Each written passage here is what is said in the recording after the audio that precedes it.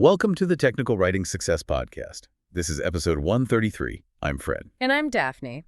Hello, everyone. We've got a really crucial discussion today, something that I think cuts right to the heart of what every technical writer deals with. Oh, yeah? What's that? That daily battle, balancing getting things done quickly versus getting every single detail perfect. The classic tension. Yeah. Efficiency versus quality. Yeah. A perfectionism trap. Exactly. And we're going to explore this based on a really interesting new article from our own producer, Robbins. He's a senior technical writer himself, so he lives this stuff. Right. What's the piece called?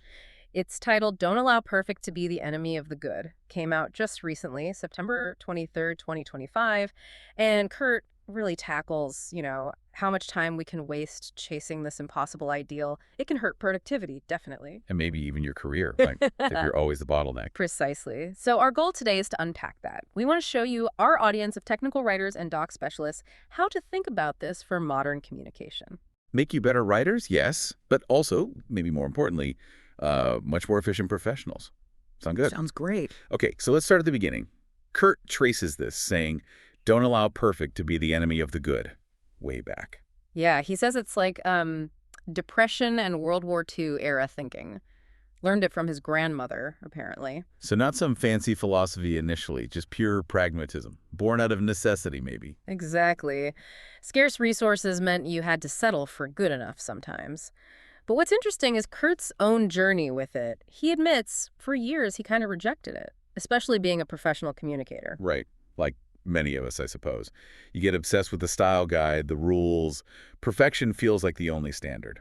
He felt that way too, but then, he says, maybe only in the last 10 years or so he had this realization. What changed? It wasn't about whether perfection is nice to have. It's about whether it's even possible given, real-world limits, constraints. Okay, that makes sense. And that leads to his framework, right? The TME thing. Yes, that's the core idea he uses. TME. Time, money, and energy. Everything we do, especially creating documentation, has to be balanced against these three resources. And TME, I like that. It makes it tangible. Yeah. It's not just abstract quality anymore. It's hours, budget, your own sanity. He uses this great analogy about building an addition onto your house. Oh, yeah. You could imagine the perfect addition. 3 stories, all glass, amazing view. Sounds expensive. Exactly. If that perfection costs, say, 4,000% more TME than you actually have, well, you're never going to build it. A perfect design that never gets built is worthless, right? And a perfect document that never ships because you're still tweaking it. Yeah. Also worthless. Pretty much. We've all done it. Chasing some tiny comma splice or rewriting a sentence for the 10th time. He mentioned staying up until 2 a.m. editing, trying to hit that impossible 100%. Yeah, and what's the cost of that TME? Sleep deprivation, burnout. You're spending precious time and energy for, maybe a 0.1% improvement? That's just bad ROI on your personal resources. Yeah. Okay, but let me push back slightly.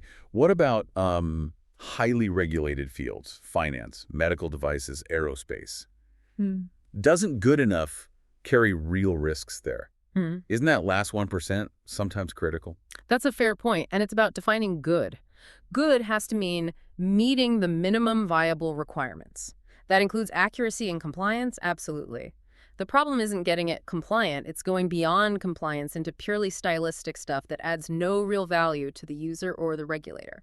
So in a regulated field, good means it's accurate, it follows the rules. Perfect might mean arguing over, using an Oxford comma in a footnote. Exactly. Wasting TME on things that don't improve clarity or safety. That's the distinction. Got it. Okay, that clarifies the TME cost. Yeah. So let's connect this to how communication itself is changing.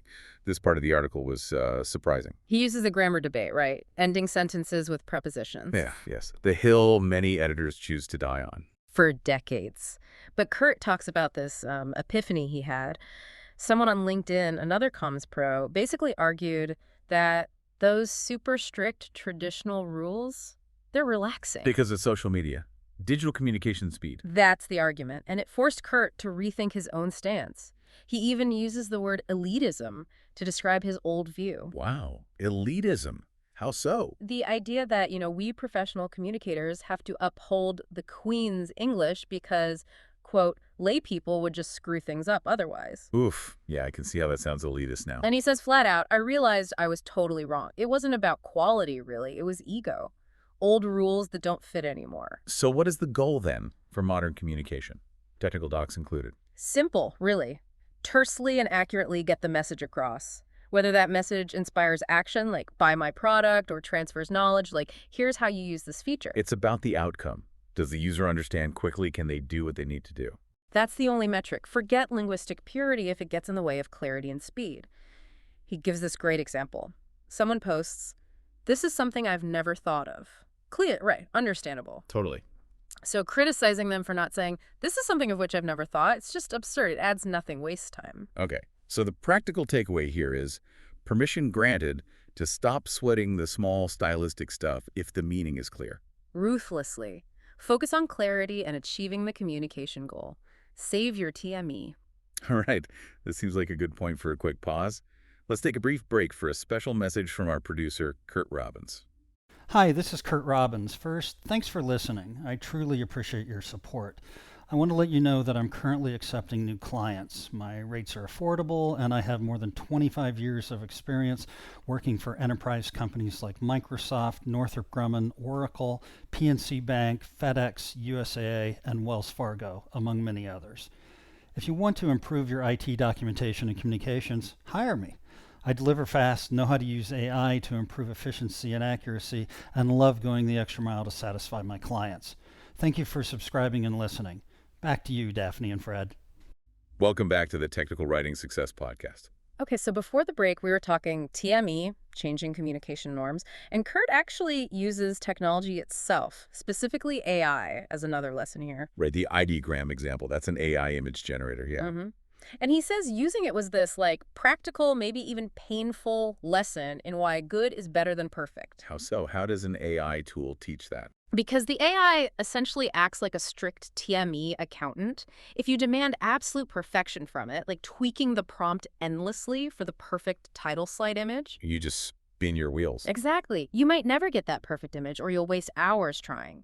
The AI forces you to define your minimum acceptable result. Your minimum viable product, essentially. What's good enough to get the job done? Precisely. Because chasing perfection with the AI leads to getting nothing done, no image shipped. And that connects directly back to our work, right? SOPs, white papers, courseware. Every single deliverable. If you're stuck perfecting, you're not shipping. And that means zero ROI, zero return on investment for that TME you're spending. So the technical writer needs to think like an ROI analyst for their own work. Absolutely. You have to ask the hard questions. Kurt lays out two critical ones. Okay, what are they? First, using that TME framework, is the time, money, and energy I'm about to spend making this perfect, which we know is impossible anyway, actually worth the potential return? Quantify that last 1%, basically. Yes. And second, the reality check. Does my target audience even care about the tiny detail I'm currently obsessing over? Ooh, that's a tough one. Ego might want to say yes, but... But the blunt reality, Kurt argues, is probably no. They likely won't notice that subtle tweak you spent an hour on. They just want clear, accurate information quickly. Keep obsessing, and you risk blowing budgets, missing deadlines, frustrating clients, or your boss. It's about efficient completion, solid clarity, not winning a literary prize. Nailed it. And connecting this back to our careers. Being efficient, being productive, that's key. It's everything. In a competitive field, efficiency matters. If you're always slowed down by chasing perfection, you deliver less value. To burn through your TME. And your competition, who understands good enough, they ship, they get ahead, while you're still polishing chapter 1. He mentions another article, too. Successful tech writers practice discipline and rigor. I assume that digs into setting those boundaries. Seems likely, yeah. Building that discipline to know when to stop. Which leads to a call to action for you, the listener, right? Definitely. Take this TME idea and apply it right now to your own work. Look at your projects. Where is perfectionism hiding? Where are you sinking time for diminishing returns? Identify those spots, and then, crucially, define your stopping point. What does good enough look like based on what the audience needs, not what your inner perfectionist wants? Yeah, again, it's not about being sloppy. It's about being smart, strategic, with your most valuable resource, your time and energy. So here's something to think about this week. A final thought.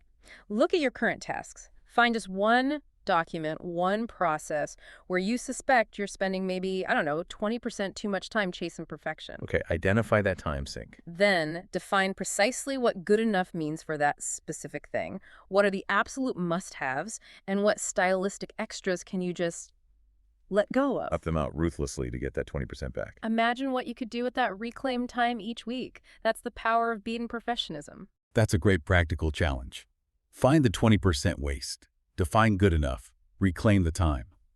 Thank you for listening to the Technical Writing Success Podcast, where we help you get smarter than your competition. Remember to like, subscribe, comment, and share.